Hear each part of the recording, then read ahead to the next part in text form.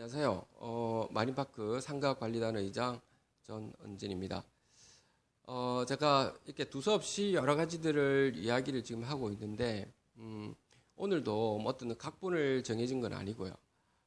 제가 저번 시간에는 한 이유는 장기 수전 충당 계획에 대해서 지금 그때 말씀을 좀 드렸지 않습니까?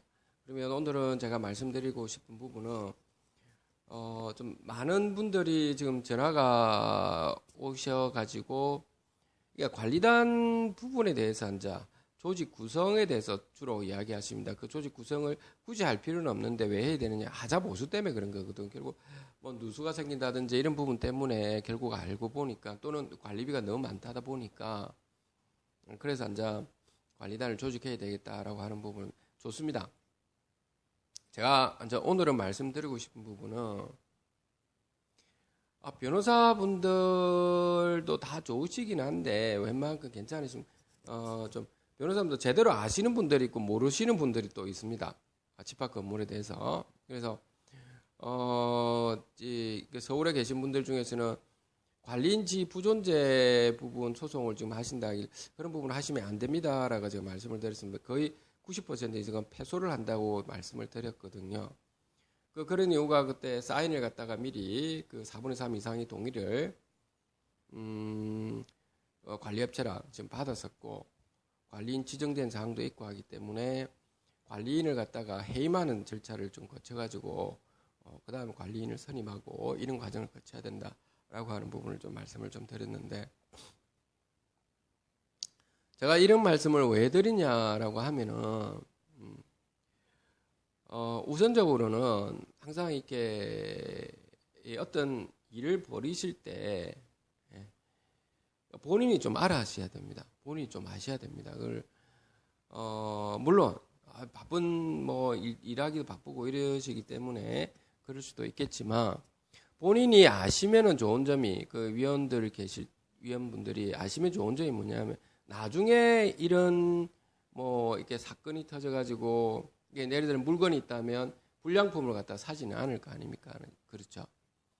그러니까 처음부터 그런 걸 이제 배워가지고 다음에는 이런 실수를 안 하겠다라고 하는 차원에서 제가 말씀을 드리는 겁니다. 그러니까 우선적으로 여러분들께서 좀 참고하셔야 될 부분이 집합건물 소유 및 관리에 관한 법률이라고 있습니다. 그래서 그거를 여러분들이 꼭 참조를 먼저 하시고, 네이버에 들어가시면 집합건물 소유 및 관리에 관한 법률이 있습니다. 제가 말씀하신 거 그대로 한번 보십시오. 그걸 한번 보시고, 두 번째로는 뭐냐면 한국 아파트 신문이라고 네이버에 쳐보시면 거기서도 여러 가지가 나와 있습니다. 물론 집합건물하고 아파트하고는 약간은 틀린 점이 있지만 거의 대동소이하다 보니까 그래서 이제 그런 부분을 꼭 좀 참조하셔가지고 건물 관리 부분에 어떻게 해야 되는지, 관리소장이 그런 부분에 해태했을 때 관리 인도 마찬가지고 그런 부분에 해태했을 때 해임을 당연히 들어가야 될 부분일 겁니다. 그래서 이제 그런 부분을 보시면 여러분들이 많이 이제 참조 사항이 되실 겁니다. 그래서 세 번째, 이제 제가 말씀드리고 싶은 부분은, 관리단 조직 구성을 하실 때 물론 제가 그때도 한 말씀드렸지만 비용이 조금은 비싸더라 하더라도 비용이 제대로 된 변호사를 좀 만나시기를 좀 바랍니다. 물론 변호사도 있지 않습니까? 성심성의껏 다 하셔야 됩니다. 전화가 왔을 때 잘 받고 어떻게 지금 해야 되는지, 그 자기 바쁘다고 바쁘다고 막 이렇게 하시는 뭐 유명세를 탄다고 이래서는 안 되죠. 배워도 얼마큼 배웠겠습니까? 그 변호사도. 제가 막말을 하죠. 실제 변호사가 그렇게 하시면 안 되는 거죠. 전화를 충분히 그걸 받고 어떤 사건이 벌어지고 있으면 그 상황을 한 번씩은 전화를 해주고 하는 것이 기본이라고 생각을 합니다. 그렇죠?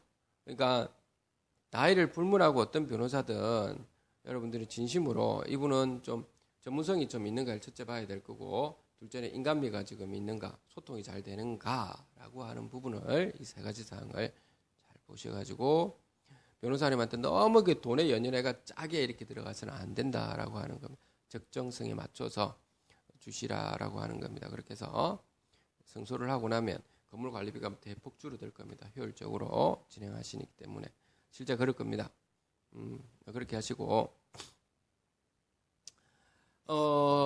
제가 이렇게 이제 마지막으로 제가 저번에 장기 수선 충당 계획에 대해서 말씀드렸는데 그거는 다음으로 제가 미뤄야 될 것 같네요. 이제 회계 부분입니다. 관리 회계 부분은 어떻게 진행해야 되며 이제 재무 회계 부분, 관리 회계는 실질적으로 그 건물 내에서 일어나는 물건을 사고 팔고 할 때 분계장이 있는 그 부분이 관리 회계지 않습니까? 그리고 이제 외부 사람한테 보여줄 때 있는 부분을 우리는 재무 회계를 하는데 이제 관리 회계라 재무 회계를 어떻게 지금 위원회에서 잘 이렇게 좀 준비해 나가셔야 되는 부분인데 그 실무적인 부분을 다음 시간에 그거는 제가 있는 그대로를 말씀을 드릴 테니까 노하우를 아무튼 제가 말씀드리고 싶은 부분은 저도 결론은 제가 말씀드리고 저도 공대 출신입니다. 출신은 공대 출신인데 저는 법학도 공부를 했고 경리학도 공부를 했었기 때문에 여러분들도 주변에 보면 요즘에는 공부할 곳 많지 않습니까? 한국방송통신대학이라든지 아니면 디지털 대학 이런 데서 법학이라든지 경리학 공부도 좀 꼭 좀 해주시고 거꾸로 법학 경리학을 공부하신 분들은 공학적인 공부를 좀 하셔야 됩니다. 나중에 건물 보존 관리에 그런 부분이 좀 안 돼 있으면 엉뚱한 소리 좀 하시는 분들이 좀 있거든요. 그랬으면 안 되겠죠.